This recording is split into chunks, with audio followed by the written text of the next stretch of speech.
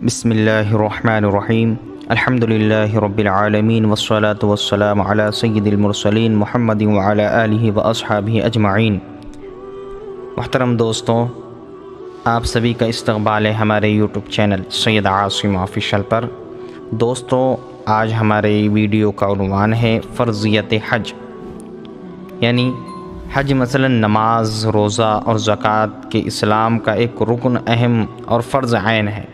تمام عمر میں ایک مرتبہ ہر اس شخص پر فرض ہے جس کو حق تعالی شانو نے اتنا مال دیا ہو کہ اپنے وطن سے مکہ مکرمہ تک آنے جانے پر قادر ہو اور اپنے اہل و عیال کے واپسی تک ان کا خرچ برداشت کر سکتا ہو۔ جو شرائط حج کے ہیں وہ سب اس میں موجود ہو، جن کا بیان آئندہ آئے گا۔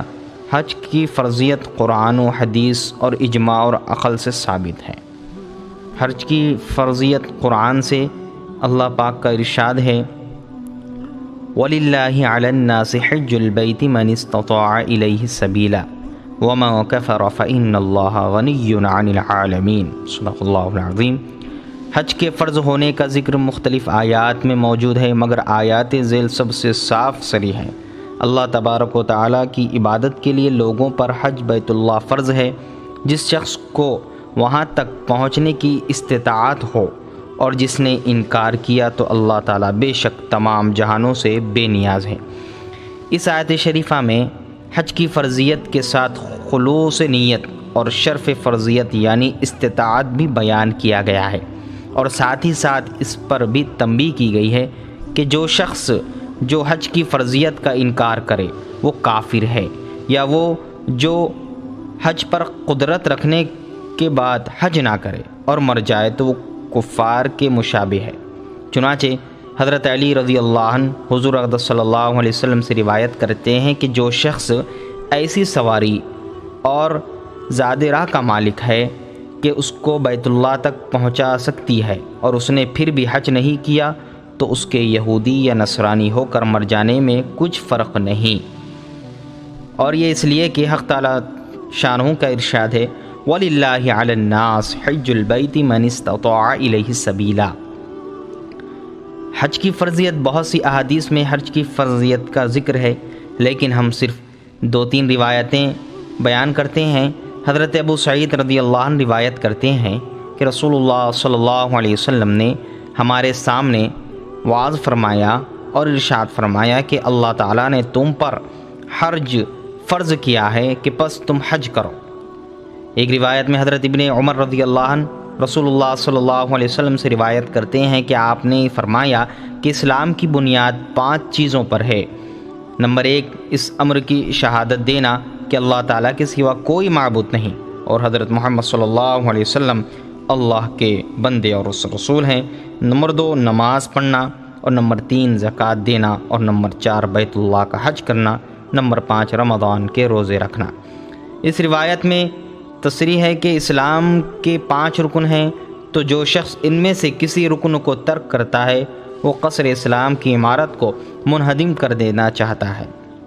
اور ایک روایت میں حضرت ابن عباس رضی اللہ عنہ کہتے ہیں کہ بنو قسام کی ایک قبیلے کی ایک عورت نے کہا، یا رسول اللہ، اللہ کا فریضہ حج جو بندوں پر فرض ہے وہ میرے باپ پر بڑھاپے کی حالت میں فرض ہو گیا ہے، وہ سواری پر نہیں بیٹھ سکتے، تو کیا میں ان کی طرف سے حج کر سکتی ہوں؟ آپ نے فرمایا ہاں، اور یہ حجۃ الوداع کا واقعہ ہے۔ اس حدیث سے ثابت ہوا کہ حج فرض ہے، اور جس پر حج فرض ہو گیا وہ کسی عذر کی وجہ سے خود نہ کر سکے تو کسی شخص سے اپنی طرف سے حج کرائے۔ حج کی فرضیت اجماع سے ملک العلماء علامہ کراسانی رحمۃ اللہ علیہ نے بدائع میں اور حضرت شیخ سندھی رحمۃ اللہ نے باب المناسک میں حج کی فرضیت پر اجماع نقل کیا گیا ہے۔ تمام امت نے حج کی فرضیت پر اجماع کیا ہے۔ حج ایک مرتبہ بالغ جماع ہر اس شخص پر فرض کیا گیا ہے جس میں حج کی شرائط پائی جاتی ہیں۔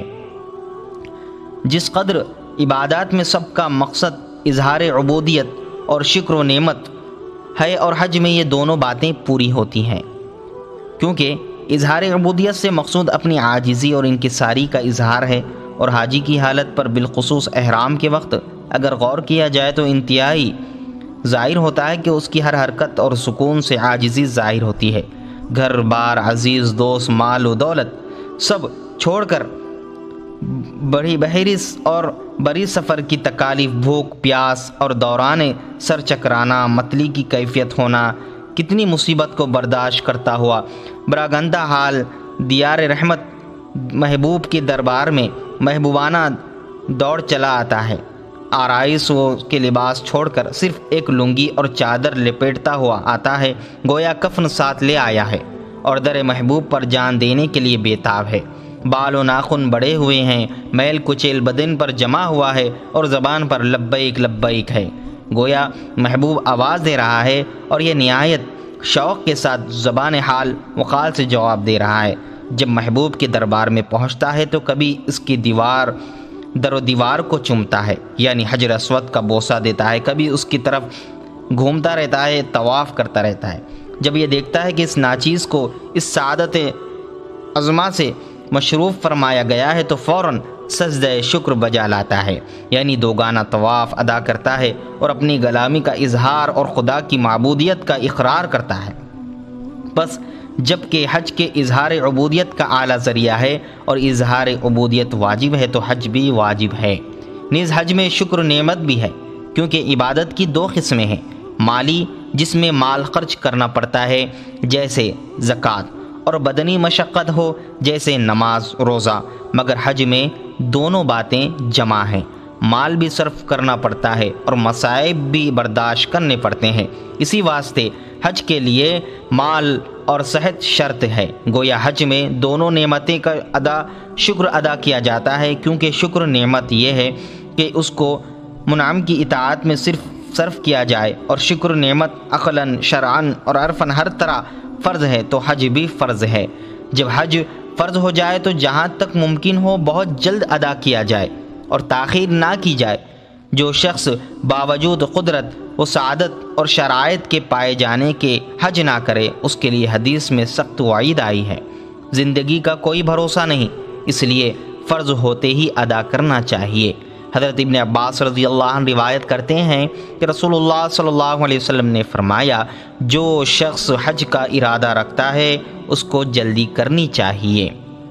اس حدیث شریف میں رسول اللہ صلی اللہ علیہ وسلم نے حج کرنے والوں کو جن پر حج فرض ہو چکا ہے جلدی حج کرنے کی ہدایت فرمائی ہے، کیونکہ بسا اوقات تاخیر کرنے سے موانع اور عوارض پیش آ جاتے ہیں اور انسان اتنی بڑی سعادت سے محروم رہ جاتا ہے۔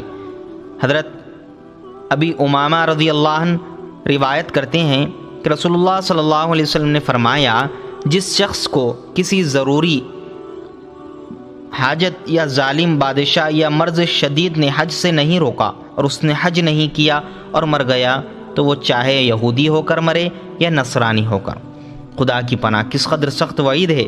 رسول اللہ صلی اللہ علیہ وسلم ان لوگوں کو جن پر حج فرض ہو چکا ہے اور دنیاوی اغراض یا سستی کی وجہ سے بلا شرعی مجبوری کے حج ادا نہیں کرتے سو خاتمہ تنبیہ فرما رہے ہیں، کیونکہ باوجود شرائط کے پائے جانے کے حج نہ کرنا اگر حج کو فرض نہ ماننے کی وجہ سے ہے تو اس کا کفر ہونا ظاہر ہے، اور اگر عقیدہ فرضیت کا ہے اور کوئی شرعی عذر نہیں لیکن سستی اور دنیاوی ضروریات کی وجہ سے حج نہیں کرتا تو پھر یہ وہ شخص چاہے یہودی و نصارہ کے مشابہ ہے اور وہ حج نہ کرنے کے لحاظ سے انہی جیسا ہے۔ اللہ ہم سب کی حفاظت فرمائے۔ تو دوستوں، یہ ہے حج کی فرضیت، یعنی ہر اس شخص پر حج فرض ہے جو اتنی استطاعت رکھتا ہو کہ وہ بآسانی حج کو جا سکے اور حج کے ایاموں میں جتنے دن وہ رہے اپنے گھر بار کا آسانی کے ساتھ خرچ ادا کرے، یعنی ایسا نہ ہو کہ وہ حج کو چلا جائے اور گھر والے بھوکے ہو پریشان ہو، ایسا نہ ہو، وہ حج پر بھی جائے اور وہ جتنے دن حج میں رہے اپنے گھر والوں کا بھی خرچ آسانی کے ساتھ اٹھا سکے تو اس شخص پر حج فرض ہے۔